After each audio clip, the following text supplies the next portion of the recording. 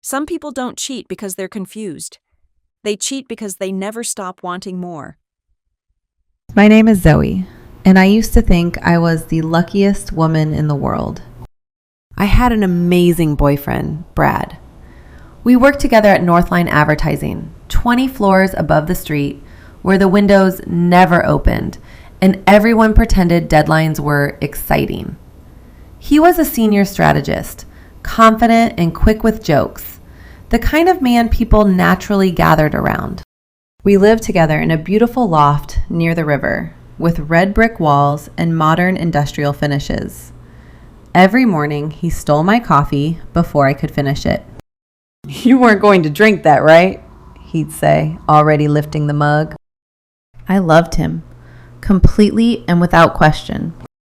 Brad, though, had a reputation. Charming, flirtatious, always needing attention.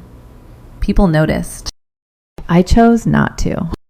When we first got together, we went to HR to disclose the relationship. The woman we spoke to looked at Brad with what I now realize was disapproval. At the time, I thought it was jealousy. He was very attractive, and I was new to the company. She gave us the policy in writing. Because we were in different departments and at the same level, we were allowed to date. We were warned not to bring drama into the office. At the time, I could not imagine that ever being an issue. We just clicked. We woke up early, went to the gym, worked separately, but always left together. Most nights, we grabbed dinner near the office. Sometimes coworkers joined us. At home, we curled up on the couch and watched true crime or home renovation shows. This went on for over a year. I started to believe this might actually turn into a happily ever after. We didn't talk much about the future. Brad liked living in the moment. One day, I nervously brought up kids. "I'm not ready for you to lose your looks yet," he said. "You know women aren't the same after pregnancy." I tried not to take it personally. Without bragging, I knew I was attractive. I stayed in shape, dressed well, and took care of myself. Truthfully, I had thought about it too, what it would mean to change, especially with someone like Brad. Most days, he made me feel beautiful. Some days, he made me feel replaceable. Like if I slipped, even a little, he'd be gone. So I stopped thinking about the future. I told myself to enjoy what we had.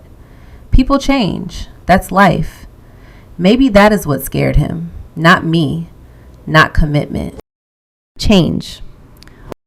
So we lived in the moment. Gym mornings, runs by the river, trips to new cities. Then in December, I had to leave town for 2 weeks to help train a new branch. "Don't go," Brad said, wrapping his arms around me. "I'll miss you too much." "It's 2 weeks. I'll call every night." "You better," he said with a grin. "You're going to miss the office Christmas party. I'll have to go alone." "You'll be fine. All your friends will be there." "Yeah," he said, "with their wives." Then he smiled wickedly. "Maybe I'll find someone else to keep me company." I froze. He saw my face immediately. "Zoe, I'm joking. That was a bad joke. You know you're the only one for me." He kissed me.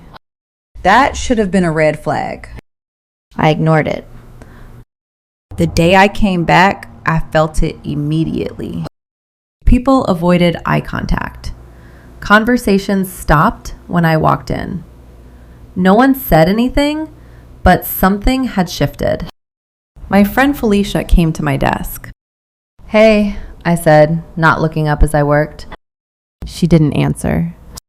When I finally looked at her, I already knew. The story came out in pieces. The Christmas party. Too many drinks, loud music, Katie from accounts hanging on Brad all night. By the end of it, they were seen near the elevators, drunk and tangled together, kissing like no one else existed. They left together. After that, they did not even try to hide it. They disappeared during work hours, came back flushed, laughing too loudly. Meetings were disrupted. Coworkers glared at them. The office went from uncomfortable to openly hostile.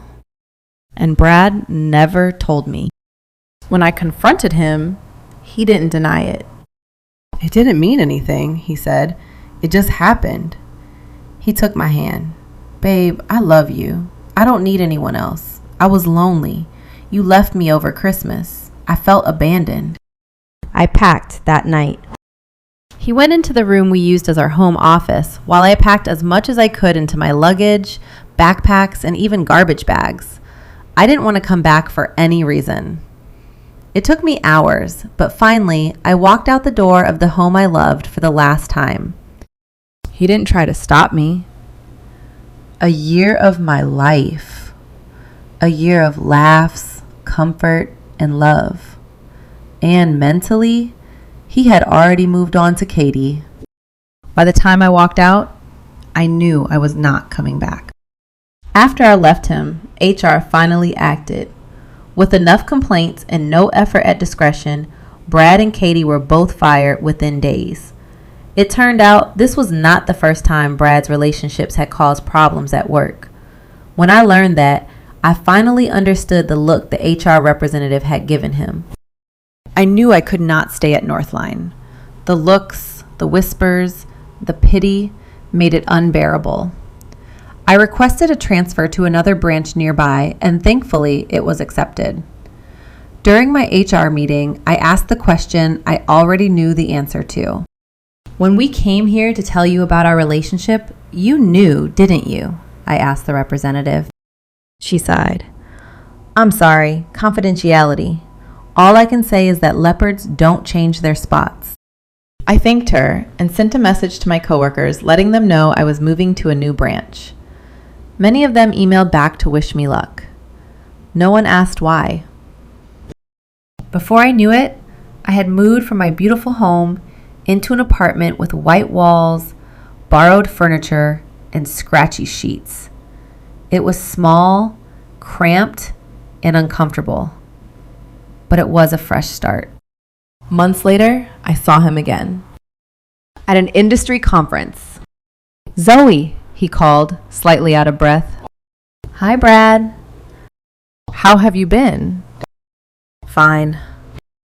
The silence stretched between us. "I've missed you," he said. "I need to explain." "It doesn't matter anymore," I said. "I've moved on." When you left and I lost everything, I realized I needed to change. I'm in therapy. I'm not dating anyone.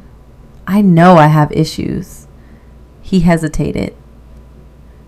"Can you come to my hotel room tomorrow night? No funny business. I just need to talk to you, to give you closure."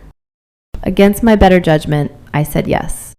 That night, I told my coworker Justine everything. "He wants closure," I grinned. Not sure what that means for him. "Are you going back to him?" "Absolutely not." "Then tell him that." I paused. "Yeah, I will."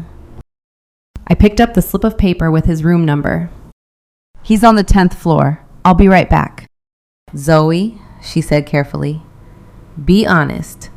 Can he talk you into staying?" I hesitated. "I don't know. If you go, he might pull you right back in." I met her eyes. "I have to know." I barely knocked before the door opened. A woman stood there in a robe, hair damp, expression curious. "Hi," she said. "Are you looking for Brad? He's in the shower." I didn't hesitate. "Wrong room." She smiled. "No problem," and closed the door. And just like that, it clicked. Not heartbreak. Clarity. He was not confused. He was not broken. This was who he was. I walked away. He never called. Life got quieter after that. Better. I started having lunch with Jake from my new branch. He was attractive, but in a sweet, nerdy way. Thoughtful, steady. He remembered things. He listened. He also took care of his body, but he emphasized health and not vanity. He never made me question where I stood. One evening, as we left the office, he held the door open and smiled. And for the first time in a long time, I felt something. Possibility. I was not in a rush anymore. I realized that I was always enough. Some people don't cheat because they're confused. They cheat because they never stop wanting more. Thank you for listening. If you love storytelling, follow along for more tales of drama, romance, the supernatural, and suspense. New stories are added regularly.